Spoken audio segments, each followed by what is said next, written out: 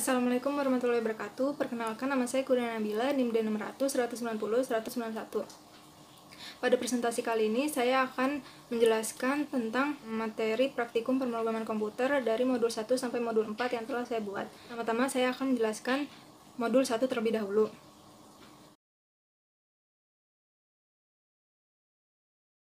Pengertian Python sendiri merupakan bahasa pemrograman tingkat tinggi, interpreted, interaktif, dan object-oriented. Python sangat mudah dibaca dan dipahami. Bahasa ini sama seperti bahasa pemrograman lainnya yang menggunakan bahasa Inggris sebagai basisnya. Disebut sebagai bahasa pemrograman tingkat tinggi karena perintah atau kode yang dipakai sudah mirip dengan bahasa manusia atau bahasa Inggris. Kemudian ada kelebihan Python. Kelebihan Python yaitu yang pertama, bahasa Python merupakan bahasa pemrograman yang tidak menggunakan compiler. Dengan sifat open source yang dimilikinya, bahasa ini dapat digunakan untuk melakukan berbagai hal. Nah, yang kedua, bahasa pemrograman Python memiliki library yang sangat banyak dan luas. Yang ketiga, bahasa Python merupakan bahasa yang sangat dinamis yang dibangun berdasarkan tingkat keterbacaan kode yang tinggi.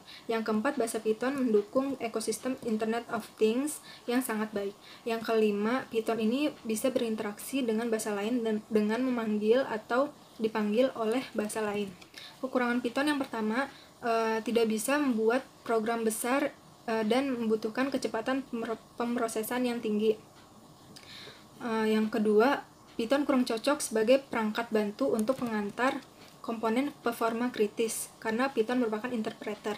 Yang ketiga, Python juga kurang cocok sebagai dasar bahasa pemrograman untuk beberapa komponen.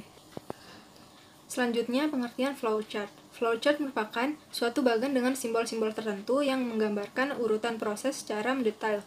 Sedangkan algoritma merupakan urutan-urutan dari instruksi atau langkah-langkah untuk menyelesaikan suatu masalah. Seperti yang ada pada modul 1 saya, yaitu travel sewa bus Jakarta pulang pergi. Di sini ada skrip perulangan, yaitu while true. While true merupakan skrip perulangan yang mengulang perintah yang ada di bawahnya, karena perintah yang di bawahnya ini bernilai benar. While yang merupakan perintah untuk memulai perulangan, sedangkan true merupakan kode yang membuat kondisi program selalu bernilai benar, maka program akan terus berulang.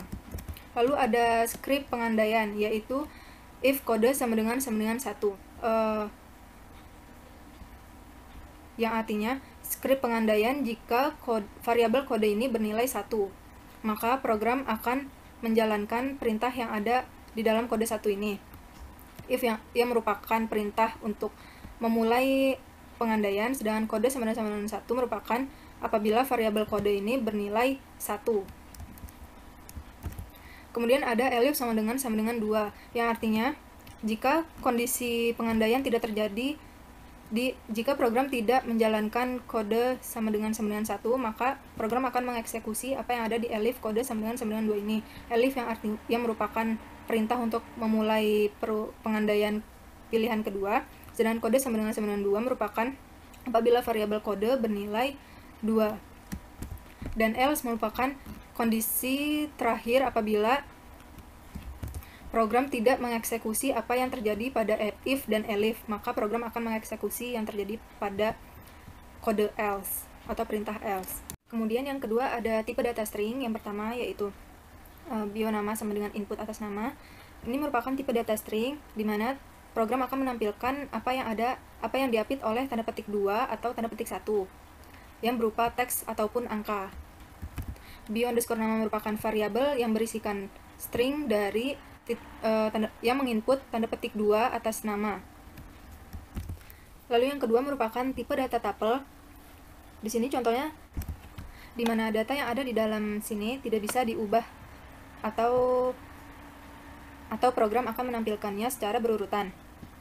Print yang artinya program akan menampilkan teks 1, yaitu apa yang ada di dalam variabel teks 1 dan akan menampilkan teks yang berupa tujuan, kemudian akan menampilkan kembali variabel yang ada pada teks 1. Kemudian kedua merupakan tipe data list di mana variabel item menyebutkan daftar dari data yang isinya dapat diubah. Item merupakan variabel yang mempunyai daftar list yang berupa 1 Tangerang, 2 Bandung, 3 Jogja, dan 4 Surabaya ini.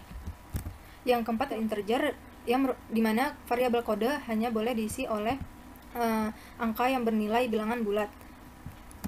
Kode merupakan variabel dari integer, yaitu yang hanya menyatakan bilangan bulat, di mana program saat menginput teks berupa kode travel, maka kita hanya bisa mengisi dengan bilangan bulat. Selanjutnya ada operator seperti yang terjadi pada variabel X yang menggunakan operator perkalian dengan tanda bintang. X merupakan variabel yang menyebutkan variabel jumlah yang dikalikan dengan variabel harga. Seperti contoh, atas nama ini merupakan tampilan dari string. Bila kita masukkan nomor tahun, lalu sewa pada tanggal, misal. Nah, ini merupakan tampilan dari string juga, maka program akan menampilkan yang ada di dalam tanda kutip 1 ataupun tanda kutip 2. Kemudian, lalu ada kode travel, ini sudah masuk ke tahap perulangan atau kondisi perulangan, dan kode travel ini hanya bisa dimasukkan oleh integer atau bilangan bulat. Jumlah base juga hanya bisa dimasukkan oleh integer atau bilangan bulat, dan ini sudah masuk ke perintah pengandaian. Bila ya, maka program akan tetap menjalankan kode travel 4. 15, 6. Dan apabila kita klik tidak, maka program akan menampilkan tampilan, akan menghentikan tampilan. Ada modul 2, yaitu Python GUI dengan P1. GUI sendiri merupakan singkatan dari Graphical User Interface, atau antarmuka dengan grafis yang dapat mempermudah pengguna dalam membaca menu grafis melalui sistem operasi atau komputer. Sedangkan Pset adalah Python yang mengikat toolkit GUI cross-platform Qt dan berjalan di semua platform yang didukung oleh Qt, termasuk Windows, Mac OS X, dan Linux. Masuk ke modul 2, saya akan menjelaskan tentang widget pada perhitungan gaji. Seperti contoh yang ada, widget pertama itu Q-icon. Q-icon merupakan widget yang mengatur tampilan ikonnya. Seperti contohnya, nah, Q-icon akan mengatur icon yang ada pada tampilan jendela. Icon yang berarti variabel icon yang berisikan Q-icon itu digunakan untuk mengatur dengan mencantumkan link gambar. Q-label akan mengatur teks nama pegawai ke dalam jendela ini. Self pegawai merupakan variabel dari Q-label yang menampilkan nama pegawai, teks nama pegawai, menampilkan daftar pilihan dalam box yang berguna sebagai tombol. Seperti contohnya di sini. Self line 1 sebagai variabel dari Q combo box yang menjadi pilihan terms dan berisikan tentang list. Yang ketiga ada Q-line edit merupakan tampilan garis yang isinya dapat diedit. Self line 2 merupakan variabel dari Q-line edit dengan parameter self. Selanjutnya ada Q push button yang berfungsi sebagai button. Di sini self itu merupakan variabel dari Q push button yang berisikan teks tentang hasil plus bonus dengan parameter self. Selanjutnya ada Q form layout, yaitu digunakan untuk mengatur tata letak jendela seperti formulir, dengan diatur urutannya sebagai add row, self pegawai, self line, yang berarti variabel yang ada self pegawai bersampingan dengan variabel self line 1. Di sini self layout merupakan variabel dari Q form layout. Lalu ada Q message box yang artinya widget ini akan menampilkan box yang berisi tentang informasi yang berupa peringatan, kemudian ada ulang data.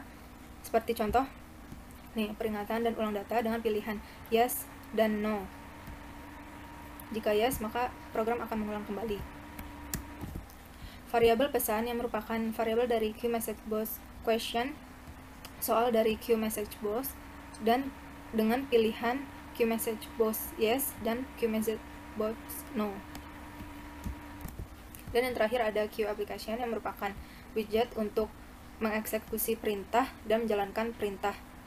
Variabel appq merupakan variabel dari Q application dengan sistem yang akan dijalankan. Sama seperti pada perhitungan gaji, pada perhitungan laba, yang membedakan hanya pada tampilan ini terdapat spinbox. Spinbox merupakan box yang dapat mengambil nilai angka yang dapat diatur dengan klik atas atau bawah. Sebelumnya Q-label yang ada di gaji itu tidak bisa diedit, tapi kalau di sini Q-label yang ada di sini itu bisa diedit, yaitu merupakan Q-line edit. Misal contoh,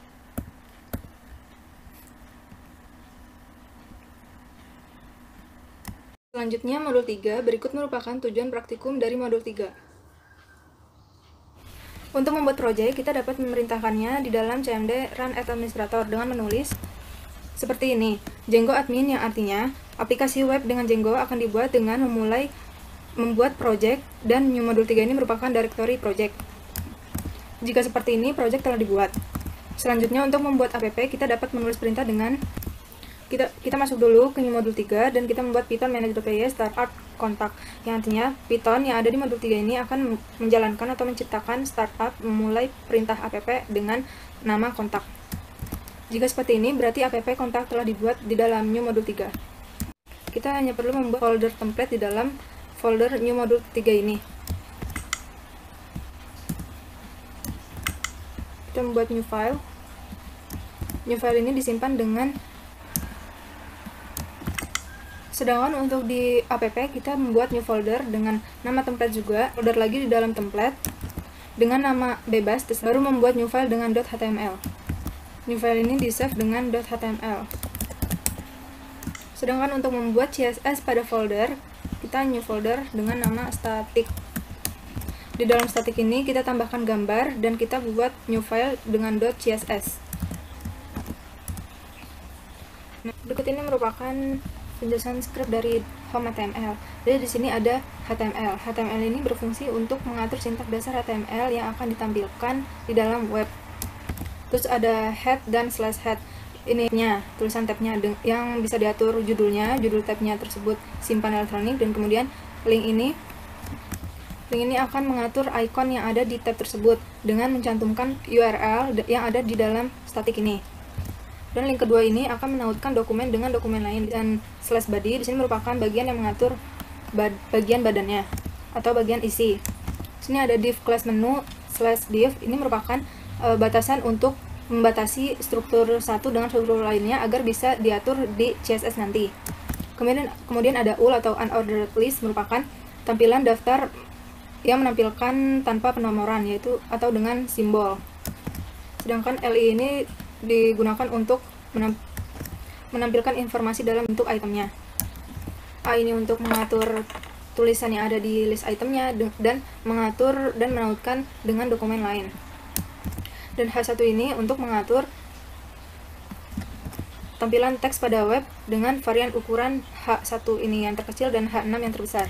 Footer di sini, footer dan slash footer di sini untuk mengatur bagian bawah yang ada pada tampilan web dengan mencantumkan paragraf yang diatur dengan I atau italic. Juga dapat mencantumkan image dengan menautkan source yang gambar yang ada di static ini dan mengatur tinggi gambar tersebut. Fungsi B di sini sebagai bold dengan yang mengatur tulisan ini menjadi tebal, dan BR untuk mulai kembali paragraf, fungsinya seperti enter. Fungsi center untuk memposisikan teks berada di tengah-tengah tampilan web. Kode U yaitu underline untuk memberikan garis bawah pada teks. Selanjutnya masuk ke CSS. Tanda bintang di sini untuk mengatur semua tampilan yang ada di tampilan web itu dapat diatur dalam sini. Margin yang berfungsi sebagai spasi yang berada di luar konten untuk membatasi sama elemen. Sedangkan padding merupakan spasi yang berada di dalam konten untuk membatasi elemen satu dengan elemen lainnya. Untuk mengatur semua yang ada di dalam menu tadi, kita dapat menulisnya dengan body kurung kurawal. Background image digunakan untuk mengatur background dari web dengan mengatur efek dari gradiasinya. Background size merupakan untuk memberi ukuran background yang menutupi seluruh tampilan web, yaitu cover. Background attachment digunakan untuk menetapkan background agar tidak berubah atau fix. Untuk lebih spesifik, kita dapat menulisnya dengan .menu ul kurung kurawal. Background color untuk mengatur warna background. Border bottom ini untuk mengatur garis bawah dengan warnanya. Stylenya itu solid, yaitu garis tidak putus-putus, dan width itu ketebalannya, yaitu 3 px. Ini digunakan untuk memberi style yang ada di list. Display inline block digunakan untuk mengatur item secara horizontal bukan vertikal. Posisi itu untuk mengatur posisinya, yaitu relatif, dapat diubah. Text align untuk mengatur teksnya berada di mana, yaitu ini ada di tengah. Transition untuk mengatur waktu ketika item diketik. Width adalah ketebalan. Hover di sini merupakan untuk mengatur melayang pada menu ini. Opacity di sini digunakan untuk memberikan transisi efek gelap saat diklik dengan waktu tertentu. Line height digunakan untuk mengatur jarak antar paragraf yang ada di dalam web tersebut. Border radius untuk memberikan lengkungan yang dapat diatur ukurannya. Yang terakhir adalah modul 4. Berikut merupakan tujuan dari praktikum modul 4. Database atau basis data merupakan sekumpulan informasi yang diatur dalam cara tertentu hingga sebuah program komputer dapat dengan cepat memilih data yang diinginkan. Berikut merupakan manfaat database dalam sebuah perusahaan yang dapat membantu perusahaan tersebut. Pemrosesan CRID diatur dalam CRID.html. Di sini, di bagian container div kelas bernama divForm, terdapat form dengan metode post, yaitu metode saat informasi yang telah diisi oleh pengguna ditampilkan secara langsung melalui tampilan web, bukan melalui URL. Lalu program akan menjalankan form tersebut dalam bentuk table, dan kemudian table akan menjalankan data dari akun _form dengan stable. Tampilan akun _form yang telah dibuat di views.py sama dengan basis form yang diimport dari forms.py. Prosesan CRID yaitu tambah belanja ketika diklik. Ini merupakan formulir dari tabel yang dapat pengguna isi. Untuk pemrosesan read yang ada di list.html, di sini merupakan tampilan program yang menampilkan tabel yang ada di tampilan web. Isi dari create.html ini akan dimasukkan ke dalam table yang telah diatur th, yaitu sebagai header dari table, dan td untuk isi table. Yang isi table ini akan diinput oleh apa yang pengguna isi tadi. Pemrosesan create bisa kita lihat di tampilan dashboard yang pertama, yaitu bentuknya seperti table ini. Yang isi table ini tuh bisa diubah-ubah. Selanjutnya ada pemrosesan update dan delete.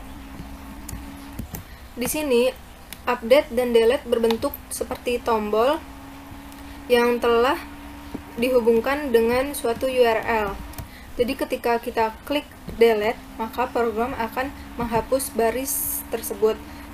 Dan ketika klik update, program akan menampilkan kembali formulir tabel yang dapat kita ubah isinya.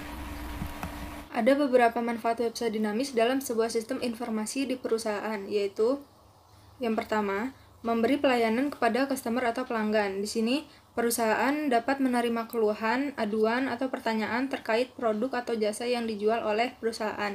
Yang kedua, ada informasi tentang pekerjaan. Perusahaan dapat memposting lowongan pekerjaan dan spesifikasi tentang persyaratan karyawan yang dibutuhkan untuk masuk ke perusahaan tersebut melalui website dinamis tersebut. Yang ketiga, ada sarana promosi dan pengenalan profil. Perusahaan dapat mempromosikan barang atau jasa yang dijualnya, dapat berupa produk untuk dikenalkan kepada masyarakat luas. Dan yang terakhir, ada forum jual beli online.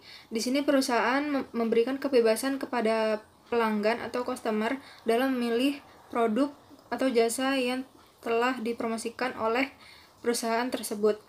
Sekian penjelasan praktikum modul 1-4 yang telah saya buat sebagai syarat untuk mengikuti post-test praktikum program komputer. Kurang lebihnya mohon maaf. Wabillahi taufiq wal hidayah. Wassalamualaikum warahmatullahi wabarakatuh.